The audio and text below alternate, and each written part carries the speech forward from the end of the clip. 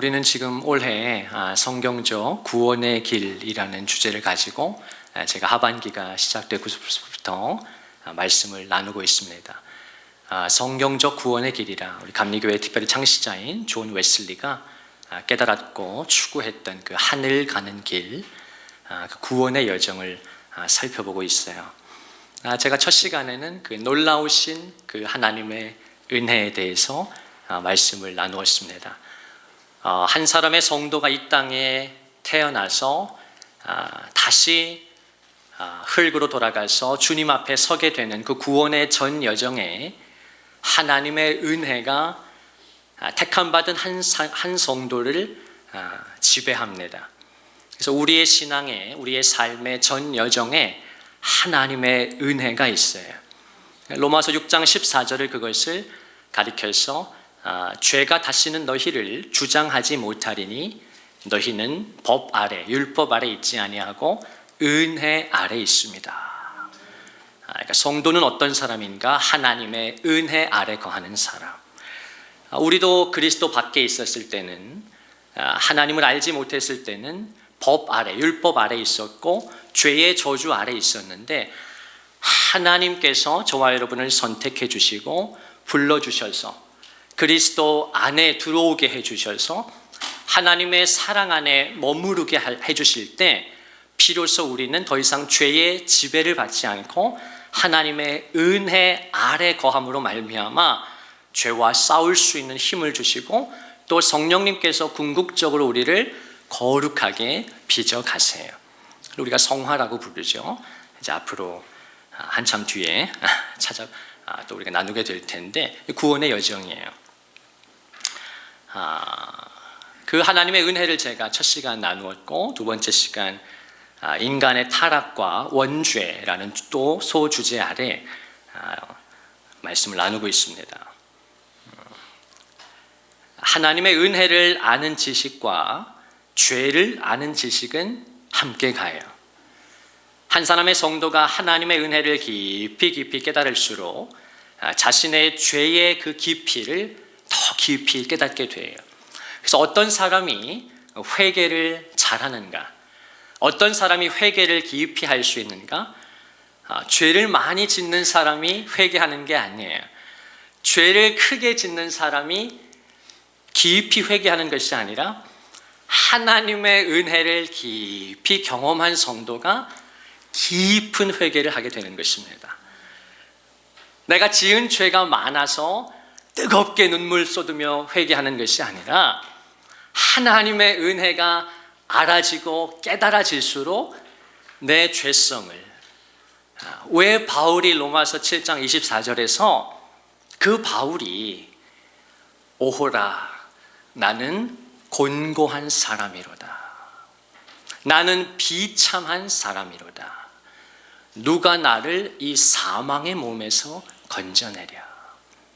왜 바울이 그 위대한 하나님의 종이 나는 비참한 곤고한 사람이다, 누가 나를 이 사망의 몸에서 건져낼 것인가?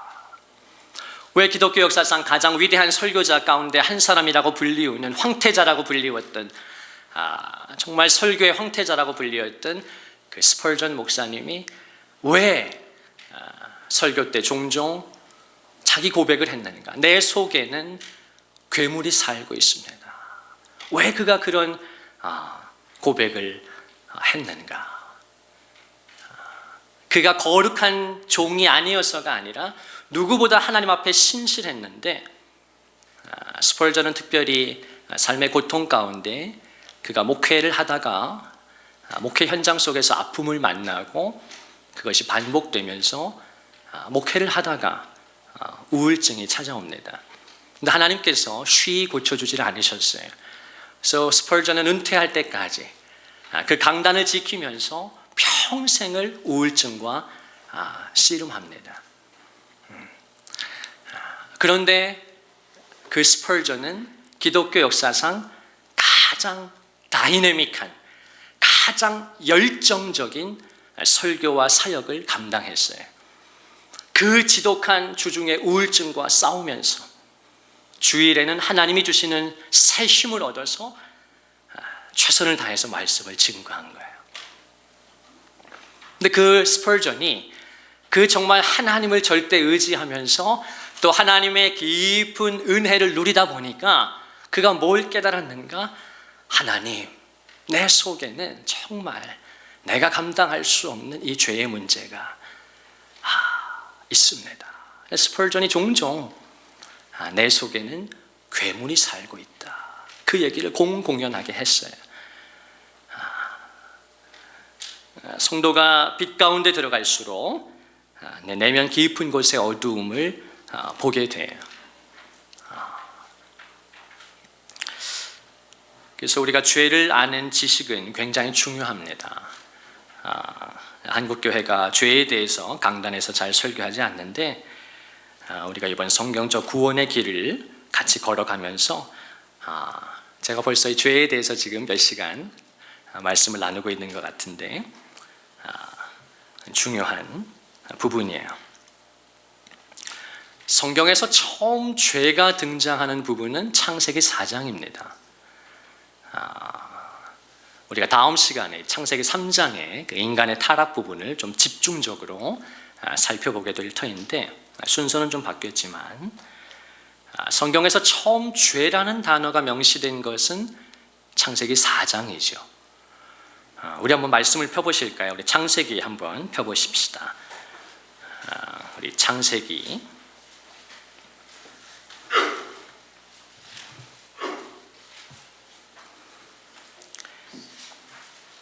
자, 우리 창세기 4장. 창세기는 성경의 한 중간쯤 있죠? 우리 창세기 4장. 우리 1절부터 7절까지 우리 좀 같이 한번 읽겠습니다. 시작.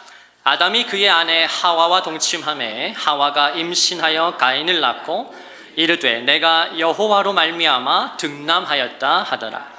그가 가인의 아우 아벨을 낳았는데 아벨은 양치는 자였고 가인은 농사하는 자였더라. 세월이 지난 후에 가인은 땅의 소산으로 제물을 삼아 여호와께 드렸고 아벨도 여호와께서 아벨과 그의 제물은 받으셨으나 가인과 그의 제물은 받지 아니하신지라.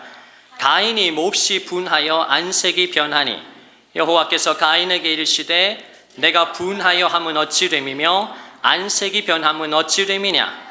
내가 선을 행하면 어찌 낯을 들지 못하겠느냐. 선을 행하지 아니하면 죄가 문에 엎드려 있느니라. 죄가 너를 원하나 너는 죄를 다스릴지니라. 아멘. 우리가 잘 아는 텍스트인데 좀 우리가 주의 깊게 말씀을 볼 필요가 있습니다. 제가 이번 성경적 구원의 길 시리즈를 하면서 제가 그동안 다루지 않았던 본문들을 좀 성도들과 이렇게 주의 깊게 나눌 수 있어서 참 감사하게 생각해요. 이 창세기 4장의 이 본문은 우리가 잘 아는 본문이죠. 많이 들었던 교회를 다니신 분들, 오래 다니신 분들은 익숙한 본문이에요. 하나님께서 가인과 아벨이 제사를 드리는데, 예배를 드리는데 하나님께서 동생의 예배만 받으십니다. 가인이 화가 나고 분노하게 되는 거예요. 결국 그 가인이 동생을 죽여버립니다. 인류 최초의 아주 비극적인 그런 살인죄가 형제 간의 가정 안에서 이루어지죠. 이 죄가 얼마나 무서운지를 보여주는 대목인데요. 그의 부모 아담과 하와가 주님 앞에 범죄하고 하나님을 떠나갔을 때 그 가정이 어떻게 변질되는가? 거기서 더 큰 죄악이 나타나게 돼요. 너무나 비극적인 일이 벌어지죠. 형이 동생을 그만 죽여버려요. 근데 이 본문을 대하면서 우리가 흔히 생각할 때 하나님께서 아벨의 예배만을 받으셨다라고 생각을 해요. 그리고 가인의 예배는 받지 않으셨다. 그래서 가인이 분노했다. 이렇게 생각을 하는데 그렇지 않아요. 우리 4절 말씀을 자세히 보시면 아벨은 자기도 양의 첫 새끼와 그 기름으로 드렸더니 여호와께서 아벨과 그의 제물은 받으셨으나 5절 가인과 그의 제물은 받지 아니하신지라. 하나님이 단순히 지금 가인의 제물을 안 받으신 게 아니에요. 아벨의 제물만을 취하신 것이 아닙니다. 하나님은 가인을 용납하지 않으셨던 것이에요. 하나님은 아벨을 받으신 거예요. 아벨의 제물을 하나님께서 받으시기 전에 아벨이라고 하는 한 인격적 존재를 하나님은 그 사람을 먼저 받으신 것이에요. 아벨과 그의 제물을 받으셨더라. 가인과 그의 제물은 받지 아니하신지라. 우리가 하나님 앞에 나올 때 이 아침도 전심으로 예배를 드리는데 내 예배를 하나님께서 받아주시기 이전에 하나님께서 뭘 먼저 용납해 주셔야 돼요? 나 자신을 하나님이 용납해 주셔야 되는 거예요. 하나님이 나를 먼저 받아주셔야 되는 거예요. 제물은, 예배는 그 다음이에요. 가인은 그 부분에서 실패한 것입니다. 가인은 지금 하나님께서 내 예배를 받지 않으시고 동생의 예배만 받으셨다고 생각을 하고 분을 참지 못한 건데, 성경은 하나님께서 가인을 용납하지 않으셨다는 것이에요. 아벨을 하나님이 받으셨어요. 자, 그래서 가인이 분노하게 됩니다. 근데 하나님께서 가인에게 말씀하시죠. 네가 선을 행하면 어찌 낯을 들지 못하겠느냐? 선을 행하지 아니하면 죄가 문 앞에 문에 엎드려 있느니라. 죄가 너를 원하나 너는 죄를 다스릴지니라. 네가 선을 행하면 왜 그렇게 분노하고 낯을 들지 못하겠느냐라고 주님이 물으신, 책망하세요. 여기서 선을 행한다는 것은 단순히 어떤 착한 일을 한다는 뜻이 아니에요. 성경에서 말하는 선이라는 것은 하나님이 보실 때 선한 것이죠. 우리가 창세기 3장을 공부할 때 다음 시간이나 좀 더 깊이 다루겠습니다마는, 하나님께서 왜 동산 중앙에 선악을 알게 하는 나무의 열매를 먹지 말라고 하셨는가? 선과 악이라고 하는 것은 누구만 구분할 수 있는 거예요? 누구만 판별할 수 있는 것입니까? 하나님만. 근데 인간이 하나님의 말씀을 거역하고 스스로 하나님처럼 되고 싶어서 그 열매를 취합니다. 그때부터 인간은 어떻게 되죠? 선과 악을 자기가 판단하기 시작해요. 그 결과 오늘 우리의 가정이, 사회가, 전 세계가 이렇게 돼버리고 만 것이에요. 자기가 옳은 대로, 내가 볼 때 선한 것, 내가 볼 때 정의로운 것을 추구합니다. 나름대로의 도덕과 양심을 가지고 또 사회법도 만들어 놓고, 그런데 그 결과가 오늘 우리가 살아가는 이 세상이에요. 실패한 세상입니다. 깨어져 버린 세상이에요. 그래서 성경에서 말하는 선이라는 건 우리가 생각하는 도덕적인 기준에서 착한 일을 말하는 게 아니에요. 하나님이 보실 때 선한 일. 근데 가인은 성경에 자세하게 나와 있지 않지만 그 부분에서 실패한 것입니다. 하나님이 기뻐하시지 않는 일들을 거듭했던 것이에요. 하나님께서 많이 참아주셨을 것입니다. 기다려 주셨을 것이에요. 그러나 끝끝내 가인이 돌이키지 않을 때 하나님이 결국 그를 버리십니다. 자, 그러면서 하나님께서 가인에게, 이 말씀 속에는 하나님이 정말 기회를 주고자 하는, 가인을 살리고자 하는 그 하나님의 마음이 있는데요, 하나님이 가인을 버리려고 했던 것이 아니에요. 하나님께서 가인에게 계시적으로 가르쳐 주십니다. 선을 행하지 않으면 죄가 문에 엎드려 있느니라.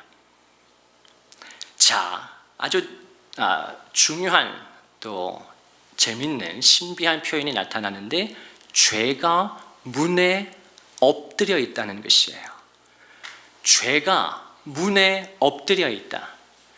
지금 가인을 삼키려고, 가인을 지배하려고, 가인의 마음을 빼앗으려고 죄가 문에 엎드려 있다는 것이에요.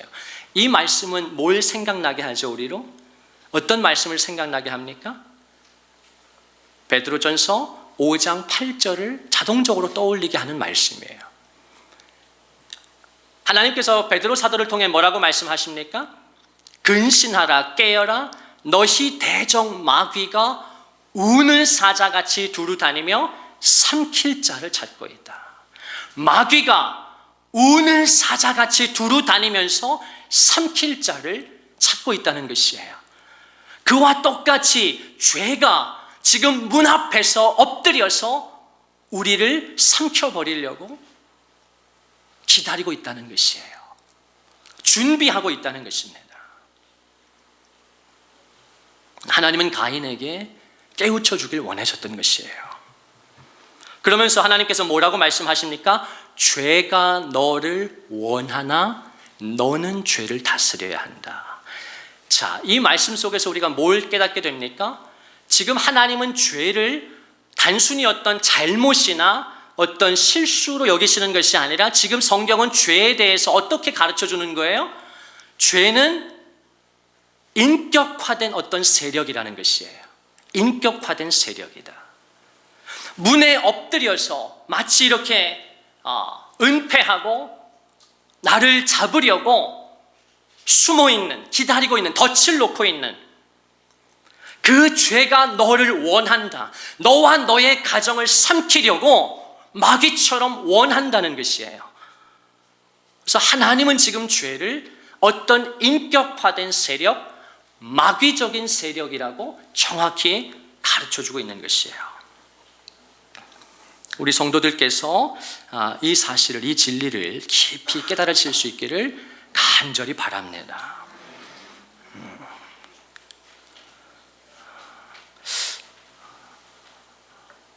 우리가 왜 이렇게 고통을 받나?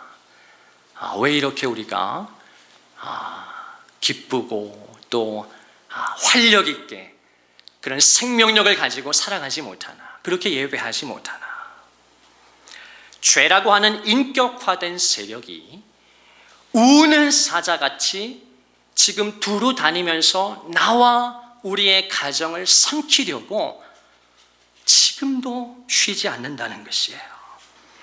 그래서 하나님은 그 말씀 이어서 베드로를 통해 뭐라고 말씀하십니까? 너희는 믿음을 굳건하게 하여 그를 대적하라. 마귀와 싸우라는 것이에요. 죄와 싸우라는 것입니다. 어떻게 우리가 죄와 싸울 수 있을까요? 마귀와 싸울 수 있을까요? 베드로는 그 앞에 베드로전서 4장에 보면 7절 말씀에 만물의 마지막이 가까웠으니 그러므로 너희는 정신을 차리고 깨어 기도해야 한다. 만물의 마지막이 가까웠다. 정말 모든 피조물이 고통을 받는 때가 가까이 왔다. 마귀가 이제 정말 자기의 때가 얼마 남지 않음을 알고 교회를 박살내고 가정을 찢어버리고 정말 각 개인을 삼켜버리는, 그래서 살았으나 그의 영은 죽어있는, 그의 감정은 메말라 있는, 하나님을 찬양할 수도 없고 기쁨으로 예배할 수도 없고 다른 사람을 사랑할 수도 없는, 다른 사람을 위로할 수도 없는, 살아있는 것 같으나 죽어있는 그의 영과 혼이, 그의 감정조차 메말라 있는. 성경은 이 진리를 분명히 가르쳐주죠. 에베소서 6장에 보면 그 위대한 서신에서 하나님은 바울을 통해 에베소서의 마지막 결론을 내게 하실 때 우리에게 이런 진리를 가르쳐 주시죠. 에베소서 6장 11절에 보면 마귀의 간계를 능히 대적하기 위해서 하나님의 전신갑주를 입으라. 마귀의 간계가 있다는 것이에요. 여러분, 정말 이 아침에 우리가 정신을 차리고 근신하여 깨어서 하나님의 말씀을 받기를 바랍니다. 그렇게 예배할 수 있어야 해요. 모든 사람이 그렇게 예배할 수 있는 건 아니지만 적어도 나는 그렇게 해야 삽니다. 우리의 가정이 살아요. 지금 하나님이 바울을 통해 뭐라고 말씀하시는가? 마귀의 간계가 있다는 것입니다. 마귀의 간악한 계략이 있다는 것이에요. 무슨 계략이겠어요? 마귀가 우리가 잘 되기를 바라고 우리에게 복을 주려고 할까요? 우리를 도둑질하고 죽이고 멸망시키려고 하는 그 마귀의 간계가 있기 때문에 하나님의 전신갑주를 입어야 한다는 것입니다. 우리의 씨름은 혈과 육을 상대하는 것이 아니라 통치자들과 권세들과 이 어둠의 세상 주관자들을 상대하는 것이 아니라 하늘에 있는 악의 영들을 상대하는 것이다. 여러분, 마귀가 우리의 삶에 실제적으로 그리고 간악하게 집요하게 역사한다는 것이에요. 그 악의 영들을 상대해야 한다, 맞서 싸워야 한다고 하나님은 가르쳐 주고 계신 것입니다. 그럼 어떻게 우리가 그 마귀와 싸울 수 있습니까? 나를 삼키려고 하는, 나를 불행하게 하려고 하는, 나를 결국 멸망시키려고 하는, 죽이려고 하는 그 마귀 말입니다. 그 죄의 세력을 어떻게 이길 수 있습니까? 육체의 정욕을 어떻게 이길 것입니까? 안목의 정욕을 어떻게 이길 것입니까? 18절에 보면 하나님은 이렇게 바울을 통해 가르쳐 주시죠. 모든 기도와 간구를 해야 한다. 모든 기도와 간구를 하되 성령 안에서 기도해야 한다. 하나님께서 특별히 강조하시기 위해서, 우리의 주의를 환기시키기 위해서 그냥 기도라고 하시지 않고 모든 기도를 해야 한다. 이 모든이라고 말씀 속에는 단순히 종류를 뜻하지 않는 것 같아요.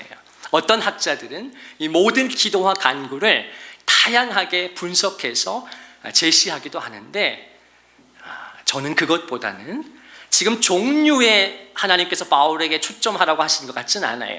모든 기도라고 하는 이 말씀 속에는 어떤 의미가 담겨 있습니까? 우리의 어떤 전심으로 정말 할 수 있는 대로, 그런 의미가 저는 더 강하다고 생각해요. 모든 기도를 해야 한다. 네가 할 수 있는 그 모든 기도를 성령 안에서, 성령의 도우심 속에 기도해야 한다. 이를 위하여서 깨어 구하기를 항상 힘쓰며 여러 성도를 위하여 기도해야 한다. 다 힘드니까. 근데 이 말씀 속에서 지금 모든 기도, 또 항상 힘써야 한다, 이 말씀들이 다 지금 하나님께서 바울을 통해 강조해 주시는 것이에요. 자, 우리가 이런 말씀들을 깨달으면서 우리 기독교 역사상 그래도 죄와 싸우고 가장 거룩한 삶을 살았던 한 무리의 사람들이 있는데, 우리는 그들을 청교도라고 부르죠. 가장 거룩한 한 시대를 살았던 하나님의 사람들이에요. 그 청교도 가운데 황태자라고 불리우는 정말 가장 거룩했던 한 사람이 있습니다. 그가 존 라일이라고 하는 하나님의 사람이죠. 그 존 라일이 바로 오늘 설교에 제가 제목으로 인용한 그 말을 남겼어요. 기도는 죄를 죽이고 죄는 기도를 죽인다. 기도는 죄를 죽입니다. 모든 기도와 간구, 성령 안에서 드리는 그 기도, 성령을 의지하고 내 힘으로 할 수 없기 때문에 성령의 도우심을 의지하는 그 기도, 하나님의 긍휼을 구하는 그 기도 말입니다. 나를 살려주시고 나를 회복시켜 주시고 내 안에 거룩한, 다윗이 시편 51편에서 말한 하나님이여 내 안에 구원의 기쁨을 회복시켜 주십시오. 주의 성령을 내게서 거두지 말아 주십시오.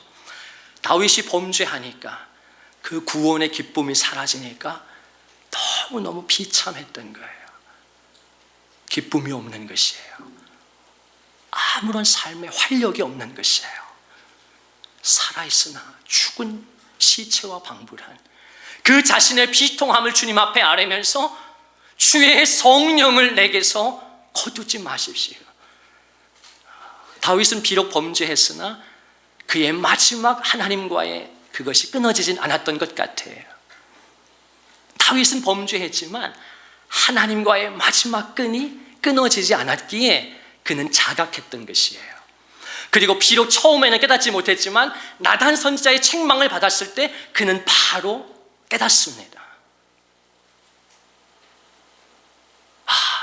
지금 내 상태가 왜 구원의 기쁨이 없는지, 왜 내 속에 감사가 없는지, 내 안에 성령이 계시는 것 같은데 그 성령이 내 안에서 전혀 활동하지 못하는, 그래서 다윗은 두려워했고 그의 전임이었던 사울에게서 하나님께서 성령을 거두실 때 그 사울이 비참하게 자기의 목숨을 끊고 삶을 마감했던 하나님의 기름 부음 받은 종이었는데, 하나님의 총애를 받은, 호의를 받은 종이었는데, 그가 하나님께서 기회를 주셨을 때도 돌이키지 않으니까 결국 하나님께서 그의 영을 거두십니다.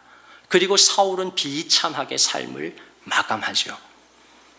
그것을 다윗이 기억하면서 지금 내 상태도 그렇게 가고 있는 것이구나, 주의 성령을 내게서 거두지 말아달라고 간구한 것입니다. 사랑하는 여러분, 기도는 죄를 죽입니다. 그리고 반대로 죄는 기도를 죽여요. 우리가 모든 기도와 간구를 성령 안에서 할 때 내 힘으로는 할 수 없지만 성령의 도우심 속에서, 성령이 주시는 힘과 능력 안에서 나는 더 이상 죄의 지배를 받지 않아요. 죄와 싸울 수 있고 죄를 심지어 이길 수 있습니다. 그게 계시록이 말하는 이기는 자들이에요. 나중에 하나님 앞에 어떻게 성도들이 거룩하게 서게 됐는가? 그들도 이 땅에서 동일한 고난을 받았으나 그들이 끝까지 이긴 것입니다. 성령의 도우심이지요. 그 존 와일은 또 그런 말을 합니다. 죄를 죽여라, 죄가 너를 죽이기 전에. 죄가 너를 죽이기 전에, 죄가 너를 삼켜버리기 전에, 죄가 너의 가정을 망가뜨리기 전에, 죄가 너의 하는 일들을 다 파멸시키기 전에 너는 죄를 다스려야 한다. 너는 죄를 죽여야 한다. 하나님께서 가인에게 주셨던 그 말씀이죠. 죄가 너를 원하지만, 죄가 너를 지금 사로잡으려고 하지만 너는 죄를 다스리고 죄와 싸워야 하고 이겨야 한다. 그리고 하나님께서 성령을 통해 우리에게 죄와 싸울 수 있는 힘을 끊임없이 공급해 주시는 것입니다.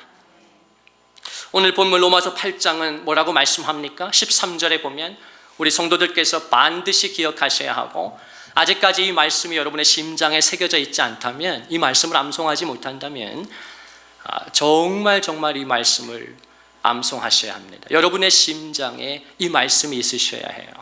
우리 13절에 뭐라고 말씀합니까? 로마서 8장 13절에 보면 너희가 육신대로 살면 반드시 죽을 것이로되 영으로서 몸의 행실을 죽이면 살 것이다. 네가 육신대로 살면, 육신의 정욕을 따라서 네가 하고 싶은 대로, 너의 마음대로, 너의 소견에 오른 대로 살아가면 너는 반드시 죽는다. 너는 반드시 파멸하게 된다. 그러나 영으로서, 무엇입니까? 성령으로서 그 몸의 행실을, 육을 다스리면 네가 살아나게 된다. 너의 가정이 회복되게 되고 너의 영이 살아나서 하나님께 감사하게 되고 기뻐하게 되고, 다윗이 시편 16편 마지막 절에서 고백한 것처럼 주께서 생명의 길을 내게 보이시리니 주의 앞에는 충만한 기쁨이 있고 주의 오른쪽에는 영원한 즐거움이 있습니다. 여러분, 그것이 하나님께서 성도에게 주기 원하시는, 우리의 가정과 교회와 우리가 하는 일들 속에서 하나님께서 영광을 받으시고 궁극적으로 그의 자녀들인 우리에게 베풀어 주기 원하시는 하나님의 한량없는 은혜입니다. 오직 성령으로서 그 육을 다스릴 때 6절 말씀에 뭐라고 말씀합니까? 육의 생각은 사망이요 영의 생각은 생명과 평안이다. 육신의 생각은, 육의 생각은 사망이다. 반드시 죽는다. 네가 육신을 따라서 육신의 생각대로 육신의 소욕대로 살면 반드시 죽는다. 그러나 영의 생각이 있으니 성령이 주시는, 사랑하는 성도여, 다 부족합니다. 우리가 다 부족하고 연약해요. 그러나 성령을 오늘도 의지하고 성령이 오늘도 내게 다가오시고 말씀하시고 조명하시고 깨닫게 하시고 기회를 주시고 손을 내미실 때 그 성령을 의지하여서 한 걸음 한 걸음 나아가면 죄가 나를 사로잡는 것이 아니라 마귀가 나를 다스리는 것이 아니라 하나님의 영이, 성령이 내 전인격을 지배합니다. 그러면 그 성령이 주시는 생각을 내가 품게 되는 것이에요. 그럴 때 어떻게 됩니까?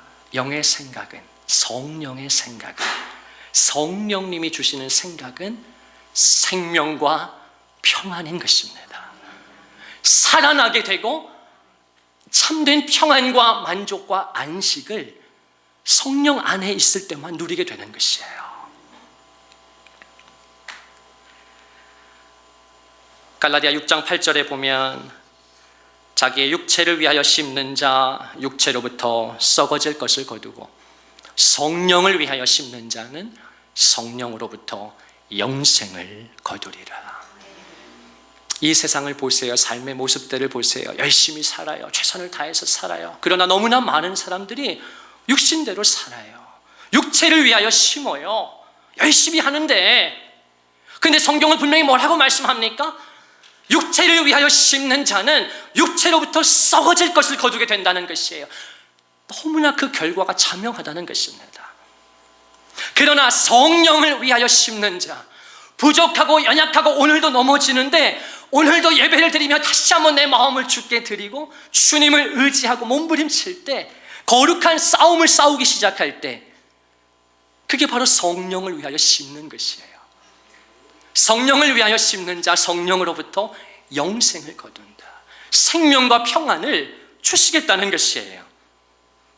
그 영적인 열매를 누리기 위해서 우리가 어떻게 해야 되는 것이에요? 모든 기도를 항상 힘쓰며 내가 할 수 있는 내 마음의 전부를 들여서 주님을 예배하고 기도하고 하나님을 경외하는 것입니다.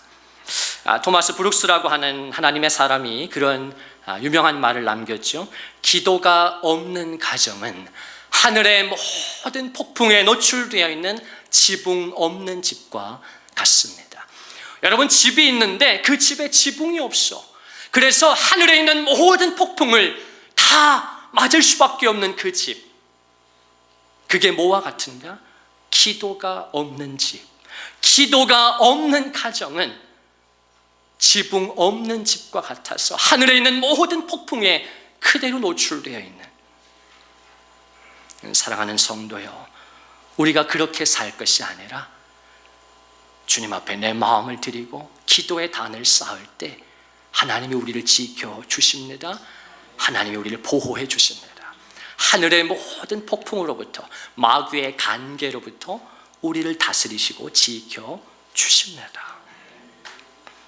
우리가 일하면 우리가 일할 뿐이지만 우리가 기도할 때 하나님께서 역사해 주십니다.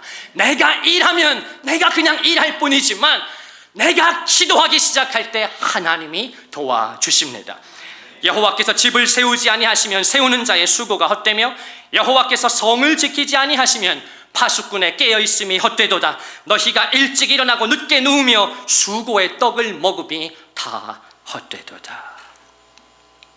하나님께서 나와 함께 해주셔야 되고, 하나님께서 나를 도와주셔야 되고, 하나님께서 나를 지켜주셔야 되고, 하나님께서 내 길을 열어주셔야 돼요.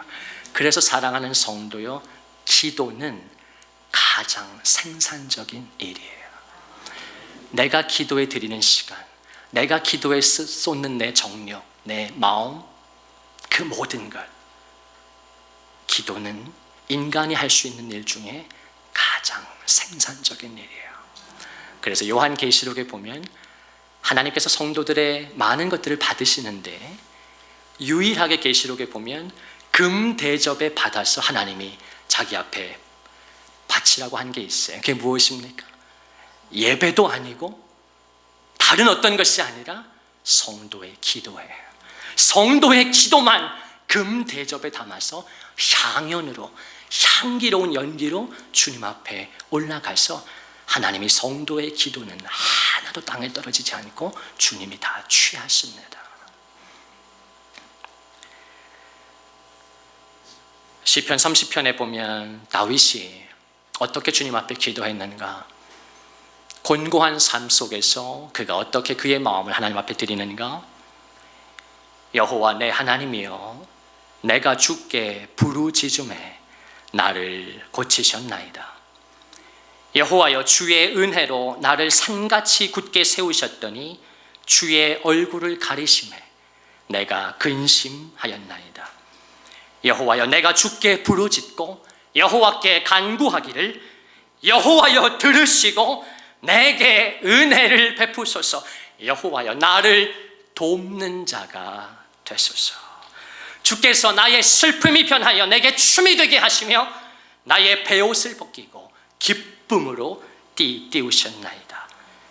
잠잠하지 아니하고 내 영광으로 주를 찬송하게 하시니 여호와 내 하나님이여, 내가 주께 영원히 감사하리이다.